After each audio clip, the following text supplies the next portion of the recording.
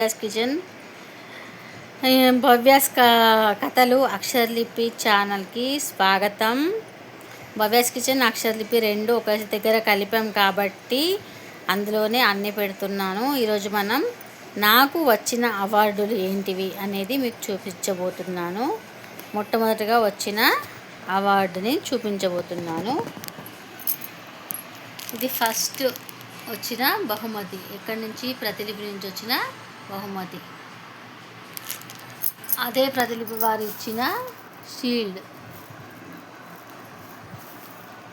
తర్వాత కీర్తి arts academy వాళ్ళు ఇచ్చిన అయోధ్య రామ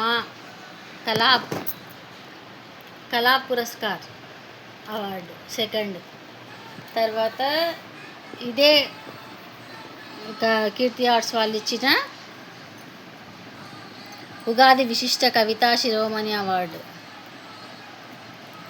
కీర్తి ఆర్ట్స్ ఉగాది విశిష్ట శిరోమణి అవార్డు 2023. ఇది 23లో, ఇది 24లో. కీర్తి ఆర్ట్స్ అకాడమీ వాళ్ళు ఇచ్చింది 24లో అయోధ్య రామ కళా పురస్కారం. ఇది కూడా అదే 23లో కీర్తి ఆర్ట్స్ వాళ్ళు ఇచ్చింది.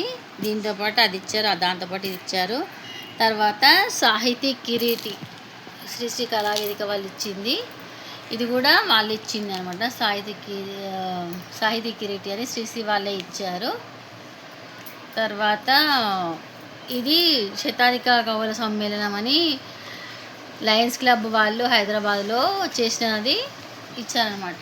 ఇదొకటి జ్ఞాపిక.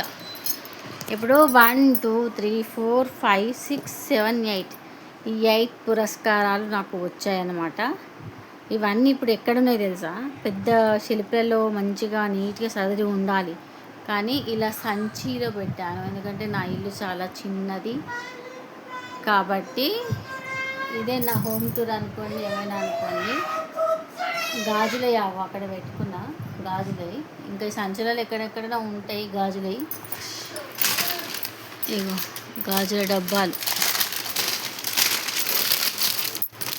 గాజులమ్మ గాజులు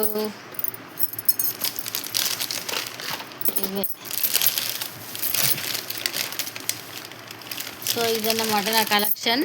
ఇవన్నీ నా కలెక్షన్స్, నాకు వచ్చిన అవార్డ్స్, రివార్డ్స్.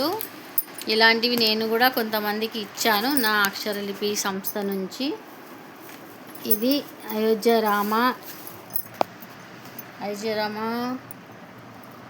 కళా పురస్కార్. ఇది కొంచెం ఊగుతోంది, ఎందుకంటే మేము ఇల్లు షిఫ్ట్ అవుతున్నాం కాబట్టి ఊగిపోతుంది అనమాట.